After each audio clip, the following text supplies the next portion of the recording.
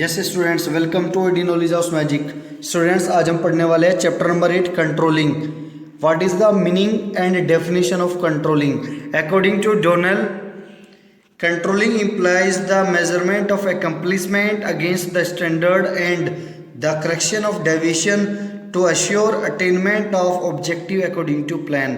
Controlling के अंदर measurement होता है टारगेट का, कि जो टारगेट हमें मिला है वो हमने कितना प्राप्त कर लिया है, और जो टारगेट हमने प्राप्त किया है क्या वो अकॉर्डिंग टू स्टैंडर्ड परफॉर्मेंस था, क्या वो अकॉर्डिंग टू स्टैंडर्ड था। अगर वो अकॉर्डिंग टू स्टैंडर्ड नहीं था तो हमें उसके अंदर करेक्शन करना होता है, करेक्ट एक्शन लेना होता है, और उस डेविएशन को, उस डिफरेंस को दूर करना होता है, और ये एश्योर करना होता है कि जो हमारा ऑब्जेक्टिव हम अचीव करने वाले हैं या कर रहे हैं वो अकॉर्डिंग टू प्लान हो भी रहा है या नहीं हो रहा है। That is controlling. Now meaning of controlling. Meaning of controlling, controlling is one of the management function.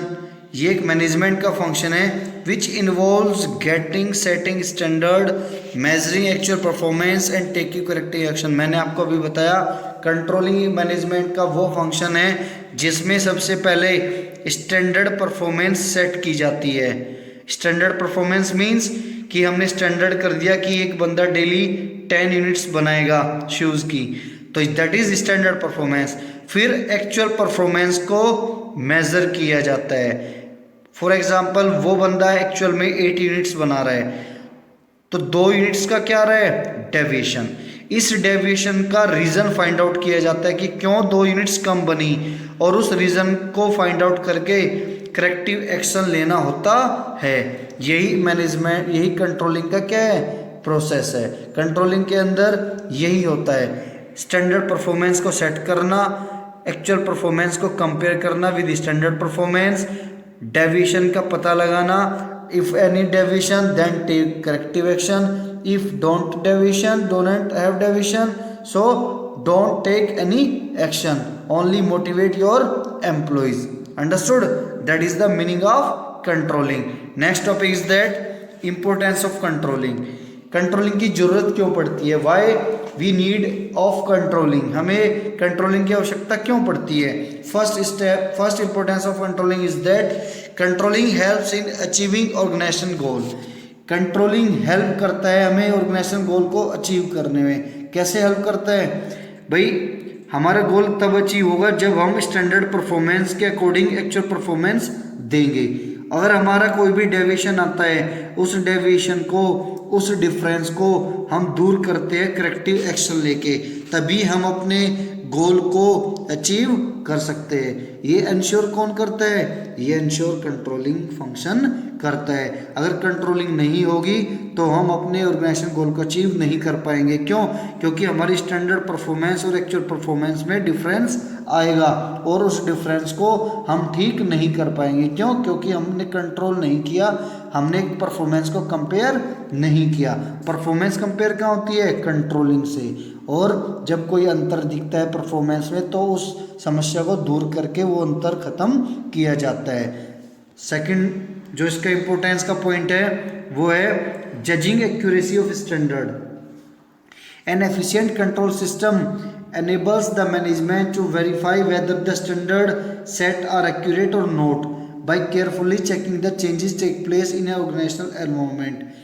भाई, जो स्टैंडर्ड परफॉर्मेंस हमने सेट की है उसको भी कंट्रोलिंग फंक्शन से ही चेक किया जाता है।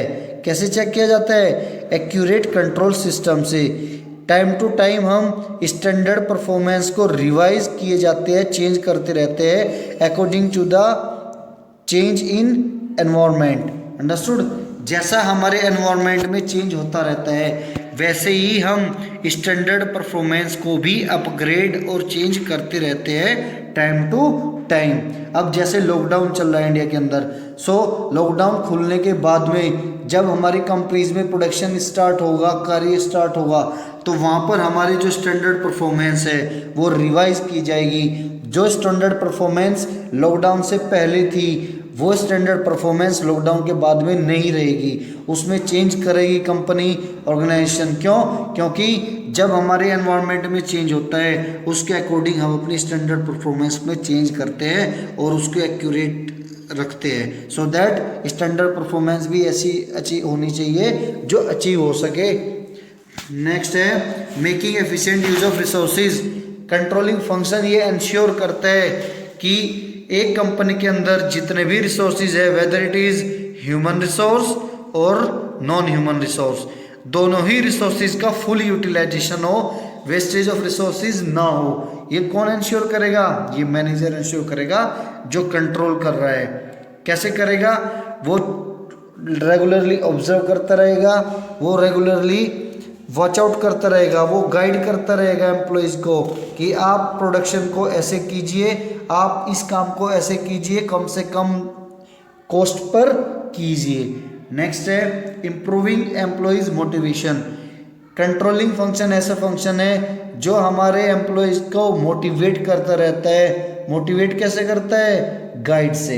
एक मैनेजर जब अपने बंदे की एक्चुअल परफॉर्मेंस को चेक करता है और फिर जो भी कमी दिखती है उस कमी को दूर करता है बाय ट्रेनिंग, बाय गाइडिंग, तो हमारे एम्प्लॉय का मोटिवेशन भी बढ़ता है उससे। मीन्स उसे लगता है कि हमारा जो मैनेजर है वो हमें कोऑपरेट कर रहा है, हमारी खामियों को, कमियों को दूर कर रहा है, हमें ट्रेनिंग देके हमें हेल्प करता है टाइम टू टाइम। फिर वो लोग बेटर परफॉर्मेंस देते हैं, मोटिवेट होते हैं। नेक्स्ट है ensuring order and discipline. Control creates an atmosphere of order and discipline in the organisation. Control कैसा एटमोसफेयर बनाता है ऑर्गेनाइजेशन के अंदर? एक वेल ऑर्डर्ड और डिसिप्लिन। ऑर्डर्ड क्या होता है? ऑर्डर होता है हर चीज़ का एक प्रॉपर प्लेस हो। मीन्स जो चीज़, जो आइटम, जो टूल बॉक्स, जो रूम जहाँ पर है वो वहीं हो। मीन्स जो टूल बॉक्स जहाँ पे डेली रखा जाता है, everything has a fixed place, that is the order in the sense of business organisation. So discipline आप जानते हो, डिसिप्लिन मतलब वहाँ का जो नियम कानून है वो स्ट्रिक्टली फॉलो होना चाहिए। वहाँ का जो डिसिप्लिन है वो बहुत अच्छा होगा। कब होगा अच्छा? जब हमारे यहाँ कंट्रोल सिस्टम अच्छा होगा। कंट्रोल सिस्टम से मतलब क्या है? कंट्रोल सिस्टम से मतलब होता है जब हमारी कंपनी में हमारे मैनेजर्स कंटिन्यूसली मॉनिटर करते रहेंगे अपने एम्प्लॉयज़ को, उनके वर्क को, सो हमारा जो कंट्रोल सिस्टम है वो इफ़ेक्टिव होगा। अब कंट्रोल कैसे करते हैं वो लोग? कंट्रोल करते हैं with the help of CCTV camera, with the help of stopwatch, इन चीज़ बाय देमसेल्फ, खुद से भी आप वो डायरेक्टली कंट्रोल करते हैं, उनको वॉच आउट करते हैं। नेक्स्ट है फैसिलिटेटिंग कोऑर्डिनेशन इन एक्शन। जितने भी एक्शन से मतलब होता है डिफरेंट एम्प्लॉयज़ एक कंपनी के अंदर काम करते हैं। भाई देखिए 3 लेवल होते हैं, टॉप, मिडिल और लोअर। मिडिल लेवल में बहुत सारे डिपार्टमेंट होते हैं, लोअर लेवल में बहुत सारे बंदे काम करते हैं। इतने सारे बंदे, इतने सारे डिपार्टमेंट के अंदर कोऑर्डिनेशन बनता है, तालमेल बैठाना पड़ता है। वो तालमेल कैसे बैठता है? वो तालमेल बैठता है डिसिप्लिन से, कंट्रोल से। कंट्रोल कब होगा? कंट्रोल जब होगा जब हमारा जो मैनेजर है वो रेगुलरली उनकी परफॉर्मेंस, स्टैंडर्ड परफॉर्मेंस सेट करेगा, उसको कंपेयर करेगा एक्चुअल परफॉर्मेंस से और कंटिन्यूसली करेक्टिव एक्शन लेता रहेगा। तब जाके हमारे ऑर्गेनाइजेशन के अंदर कोऑर्डिनेशन, तालमेल बना रहेगा। नेक्स्ट है लिमिटेशंस ऑफ कंट्रोलिंग। हमारी कंट्रोलिंग के अंदर कुछ खामियां भी है, कुछ लिमिटेशंस भी है, कुछ डिसएडवांटेज भी है। फर्स्ट है difficulty in setting quantitative standard. Control system loses some of the effectiveness when standard cannot be quantified. देखिए जब हम क्वांटिटेटिव स्टैंडर्ड सेट करते हैं, उसे सेट करने में बहुत सारी डिफिकल्टीज सामने आती है। Difficulty in the sense there are lot of peoples working in the organization and everyone has a different quality and talent। हमने एक स्टैंडर्ड सेट कर दिया कि एक जो वर्कर है वो डेली 10 पेयर शूज़ के बना के जाएगा, तो स्टैंडर्ड परफॉर्मेंस कितनी कर दी? 10। अब जरूरी नहीं है कि सारे ही बंदे उस ऑर्गेनाइजेशन में 10 यूनिट्स अचीव कर सके। क्यों? क्योंकि हर बंदों की अलग अलग क्वालिटी, कैपेबिलिटी होती है। तो क्वांटिटेटिव स्टैंडर्ड परफॉर्मेंस को सेट करने में बड़ी समस्या आती है। क्यों? क्योंकि एक ऑर्गेनाइजेशन में बहुत सारे आदमी काम करते हैं, सबकी अपनी अपनी क्वालिटी कैपेबिलिटी होती है। नेक्स्ट है little control on external affairs. External affair मतलब जो हमारा एक्सटर्नल एनवायरनमेंट है उस पर हमारा कोई कंट्रोल नहीं होता, जिसके चलते हमारे जो कंट्रोल सिस्टम है वो गड़बड़ा जाता है, उसमें दिक्कतें आती है। An organisation cannot control external factors such as government policy, technological change, competitions. भाई हमने बिजनेस एनवायरनमेंट चैप्टर नंबर 3 में पढ़ा था कि जो हमारे एक्सटर्नल फैक्टर्स है उन पे हमारी कंपनी का कोई कंट्रोल, हमारे ऑर्गेनाइजेशन का कोई कंट्रोल नहीं होता, वे हमारे बियॉन्ड द कंट्रोल होते हैं, जिसके चलते हमारा कंट्रोल सिस्टम फेल हो जाता है। नेक्स्ट है resistance from employee. Mostly employee resisting controlling by the manager. बहुत सारे एम्प्लॉयज़ हमारे मैनेजर्स के कंट्रोल में नहीं आते, या ये कहे उनकी पहुंच से दूर रहते हैं। नेक्स्ट है कॉस्टली अफेयर। कंट्रोलिंग एक बहुत ज़्यादा कॉस्टली प्रोसेस है, जिसके अंदर बहुत पैसा खर्च होता है, टाइम लगता है और एफर्ट्स भी बहुत ज़्यादा लगते हैं। सो स्टूडेंट्स, आशा करता हूँ आज का टॉपिक आपके बहुत अच्छे से समझ आया होगा, और आप मेरी इस वीडियो को तुरंत लाइक कर दीजिए और अपने फ्रेंड्स के साथ में शेयर कर दीजिए। और अगर आप मेरे चैनल पे नए हैं तो मेरे चैनल को सब्सक्राइब करना ना भूलें। Thank you.